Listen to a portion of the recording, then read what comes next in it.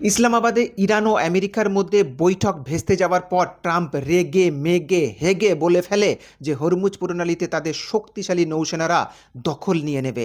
ট্রাম্পের আদেশ পেয়েই আমেরিকার central command US navy warship পাঠিয়ে দেয়। আর ওই যুদ্ধ জাহাজকে ইরান কিভাবে ভাগিয়ে দিচ্ছে দেখো। US Navy warship 121. This is Sepah Navy station. You must alter course and go back to the Indian Ocean immediately. If you don't obey my order, you will be targeted. Out. ইরানের navy কিভাবে হুমকি দিচ্ছে US নেভিকে Hormuz প্রণালীর Oman সীমান্তে, মানে ইরানের ঠিক উল্টো দিকে দেখতে পাওয়া মার্কিন নেভিকে বলছে তোমরা এখান থেকে ভারত মহাসাগরের দিকে পালিয়ে যাও, ইমিডিয়েট পালাও, আর আমাদের অর্ডার যদি না শোনো তো তোমাদের মায়ের ভোগে পাঠিয়ে দেব, ভাগশালা। This is Sepah Navy. Last warning, last warning, last warning. Last warning পাওয়ার পর হরমুজ ছেড়ে পগার পার হয়ে পালিয়ে যায় ইউএস নেভি ওয়ারশিপ 121।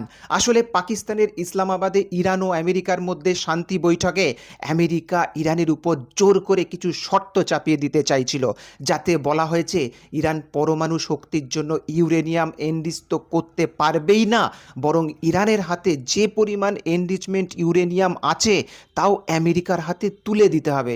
ইরান বলে মামার বাড়ির আবদার, তোলচাটা গান হবে না। ইরান কিছুতেই বিবির আদেশে চলা ট্রাম্পের কাছে মাথা নত করবে না। ব্যাস, বৈঠক গেল ভেস্তে। এই কারণেই ট্রাম্প হুমকি দিয়ে বসে হরমুজ ও তার আশেপাশের গভীর সমুদ্রে যে কোনো জাহাজকে তারা ব্লক করে দেবে। যারাই ইরানকে টোল দেবে সেই সব জাহাজকেই আমেরিকা সমুদ্রে আটকে দেবে। খেলা কেমন জমে গেছে বুঝতে পারছো? এখন থেকেই ইরানি নেভি ইউএস নেভিকে বলছে ওমান সি থেকে মিনিমাম 10 মাইল দূরে থাকো। এই 10 মাইলের মধ্যে থাকলে কোনো ওয়ার্নিং ছাড়াই ফায়ারিং শুরু হয়ে যাবে। Attention all vessels, attention all vessels, attention all vessels in Oman Sea. This is Iranian Sepah Navy. If you see any warship in your vicinity, keep a distance more than 10 miles from them because I'm ready to open fire on them without any warning. যুদ্ধে ইরানের যা ক্ষয়ক্ষতি হয়েছে সেই সব তোলার জন্য Iran তো ভাই হরমুজ থেকে টোল আদায় করবেই, আর আমেরিকা নৌবাহিনী পাঠিয়ে তা বন্ধ করতে গেলেই ইরান এইভাবে হুমকি দিয়ে ভাগিয়ে দেবে। আমেরিকা যদি অতিরিক্ত বাড়াবাড়ি করে তো যুদ্ধে এবার চলবে ভাই হরমুজ প্রণালীর উপরেই।